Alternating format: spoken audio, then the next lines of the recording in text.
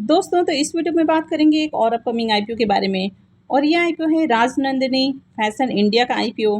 तो चले जानते हैं कि कंपनी क्या काम करती है, इसके फाइनेंशियल कैसे हैं। इसका ग्रे मार्केट में प्रीमियम भी ओपन हो चुका है, तो जानेंगे कि अभी प्रीमियम किस प्राइस के ऊपर ट्रेड कर रहा और इससे कितना प्रॉफिट होने की उम्मीद है। तो इससे पहले कि मैं वीडियो को शुरू करूं, अगर आप इस चैनल पर पहली बार विजिट कर रहे हैं या फिर आपने चैनल अब तक सब्सक्राइब नहीं किया है, तो चैनल को सब्सक्राइब कर लें और वीडियो को भी लाइक कर दें।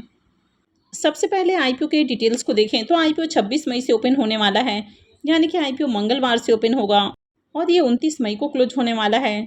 लिस्टिंग डेट इसकी 3 जून होने वाली है। फेस वैल्यू 10 रुपये पर शेयर है। बुकिंग प्राइस 63 है और आईपीओ में 2000 शेयर्स का लॉट रखा गया है। आईपीओ 18 करोड़ का है, जिसमें 0.91 करोड़ का पोर्शन मार्केट मेकर के लिए है। गिरिराज स्टॉक ब्रोकिंग इसका मार्केट मेकर है। तो अगर मार्केट मेकर के ट्रैक रिकॉर्ड को देखें तो इसका ट्रैक रिकॉर्ड काफ़ी अच्छा है। अब आईपीओ में 17 करोड़ का पोर्शन फ्रेश इशू के लिए है। पूरा का पूरा आईपीओ फ्रेश इशू का आईपीओ है। ये एसएमई आईपीओ है। कंपनी एनएसई एसएमई के ऊपर लिस्ट होने वाली है। आईपीओ में रिजर्वेशन पोर्शन को देखें तो क्यूआईबीएस के लिए आईपीओ में करीब 50% के करीब पोर्शन है। एचएनआईस का 15% और रिटेलर्स के लिए आईपीओ में 35% का पोर्शन रखा गया है। कंपनी के बिजनेस के बारे में बात करें तो कंपनी 2010 में इनकॉर्पोरेट हुई है। ये कंपनी गारमेंट की डिज़ाइनिंग, मैन्युफैक्चरिंग और साथ में सेलिंग करने का काम करती है। ये कंपनी खासकर विमेंस के क्लोथ्स बनाती है, यानी कि एथनिक और जो कैजुअल वेयर क्लोथ्स होते हैं कंपनी वो बनाती है। और ये ऑनलाइन और ऑफलाइन दोनों तरह से प्रोडक्ट सेल करती है। इसके एथनिक वेयर में साड़ी, कुर्ती, कुर्ता सेट और अनस्टिचेज जो ड्रेस मटेरियल होते हैं वे भी देखने को मिल जाते हैं। और अगर कैजुअल वेयर की बात करें तो इसमें टॉप्स, ट्यूनिस, ड्रेसेस और मैटरनिटी गाउन्स देखने को मिल जाता है। तो कंपनी कॉटन, रेयॉन, सिल्क और पॉलीकॉटन्स के जो कपड़े होते हैं वो बनाती है। इसके बिजनेस सेगमेंट को देखें तो कंपनी दो तरह से अपना बिजनेस करती है। एक तो कंपनी B2C में डील करती है, यानी कि बिजनेसेस टू कंज्यूमर, और दूसरा हो जाता है इनका B2B बिजनेस, यानी कि बिजनेस टू बिजनेस।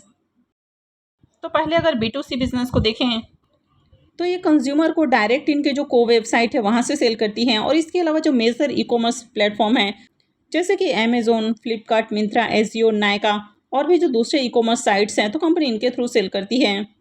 वहीं अगर B2B बिजनेसेस की बात करें तो कंपनी के जो क्लोथ्स हैं, यानी कि इनके जो रेडीमेड गारमेंट्स हैं, वो कंपनी होलसेलर, रिटेलर्स और जो गारमेंट प्रोसेसर हैं तो कंपनी उनको भी सेल करती है।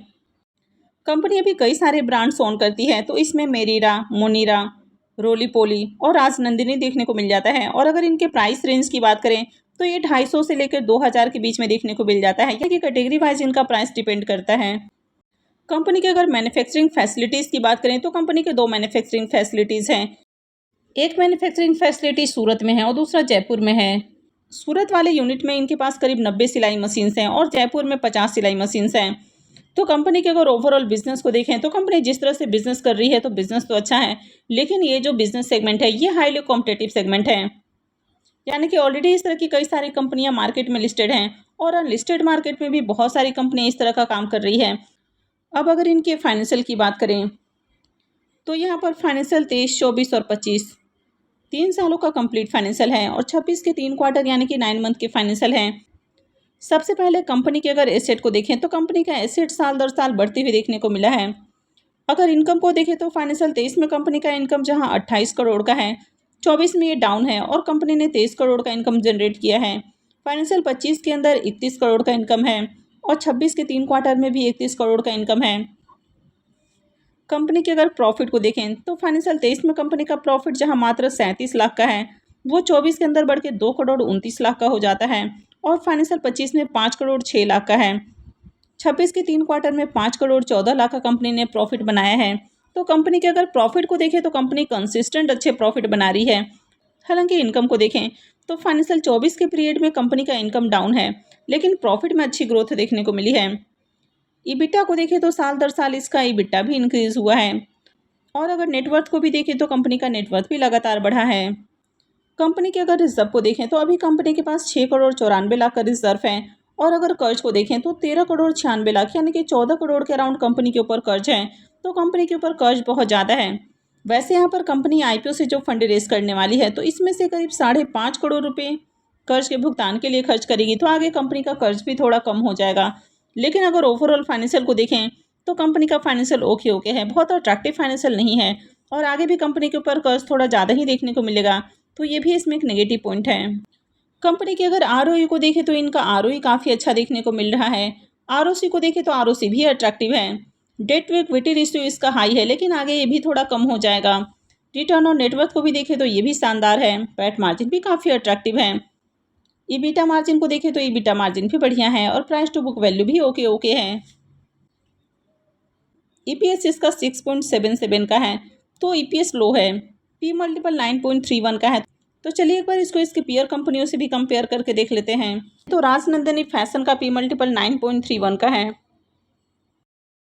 नंदिनी क्रिएशन का पी मल्टीपल 12.33 का और लिबास कंज्यूमर का पी मल्टीपल 9.99 का है।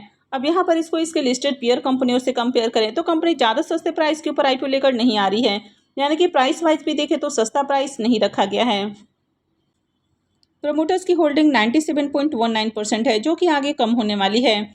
और कंपनी के अगर मार्केट कैप को देखें तो 65 करोड़ का मार्केट कैप है, यानी कि बहुत ही छोटी साइज की कंपनी है। आईपीओ के अगर ऑब्जेक्टिव की बात करें कि कंपनी आईपीओ से जो फंड रेज करने वाली है तो कंपनी उसको कहाँ यूज़ करेगी, तो कंपनी 1.35 करोड़ रुपए न्यू मैन्युफैक्चरिंग फैसिलिटीज़ के सेटअप के ऊपर खर्च करने वाली है। 5.5 करोड़ रुपए कंपनी कर्ज के भुगतान के ऊपर खर्च करेगी। 7 करोड़ रुपए कंपनी वर्किंग कैपिटल रिक्वायरमेंट के लिए खर्च करने वाली है और बाकी का पैसा जनरल कॉर्पोरेट पर्पस के लिए यूज किया जाएगा।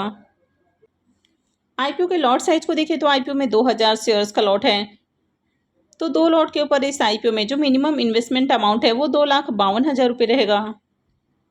अब आईपीओ के शेड्यूल को देखें तो आईपीओ 26 मई से, यानी कि ट्यूसडे से ओपन हो रहा है और ये 29 मई को क्लोज होगा।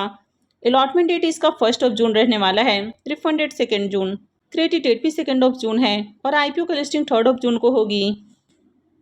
अब इस आईपीओ के अगर ग्रे मार्केट प्रीमियम को देखें तो फिलहाल इसका प्रीमियम 6 रुपये के ऊपर ट्रेड कर रहा।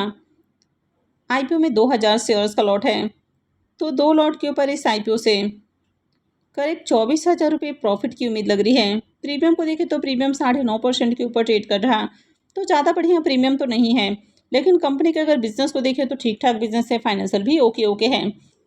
तो जब तक आपको इस आईपीओ की मार्केट के अंदर अच्छी डिमांड देखने को नहीं मिलती है तब तक अप्लाई करना रिस्की हो सकता है। तो आईपीओ में अप्लाई करने से पहले देख ले कि आईपीओ में कितना सब्सक्रिप्शन आ रहा है और ग्रे मार्केट में इसकी कैसी डिमांड है। तो अगर आईपीओ की ग्रे मार्केट के अंदर अच्छी डिमांड देखने को मिलती है, 15-20% से ऊपर इसका प्रीमियम ट्रेड करता है, तभी अप्लाई करने के बारे में सोचना चाहिए। क्योंकि जिस तरह से मार्केट में गिरावट देखने को मिल रही है, तो अगर आगे भी मार्केट में गिरावट रहती है तो ऐसे में आईपीओ डिस्काउंट में जा सकता है। वहीं अगर मार्केट में अच्छी तेजी रहती है, आईपीओ में बढ़िया डिमांड देखने को मिलता है, तो आईपीओ की लिस्टिंग भी पॉजिटिव हो सकती है। तो आईपीओ में अप्लाई करने से पहले अपने खुद की एनालिसिस कर लें, मार्केट में अच्छे से डिमांड को चेक कर लें और अपने फाइनेंशियल एडवाइजर से कंसल्ट करना बिल्कुल ना भूलें। आई होप आपको वीडियो अच्छी लगी होगी। तो अगर आपने वीडियो को लाइक नहीं किया है तो वीडियो को लाइक कर दें और वीडियो को अंत तक देखने के लिए आप सबका बहुत बहुत धन्यवाद।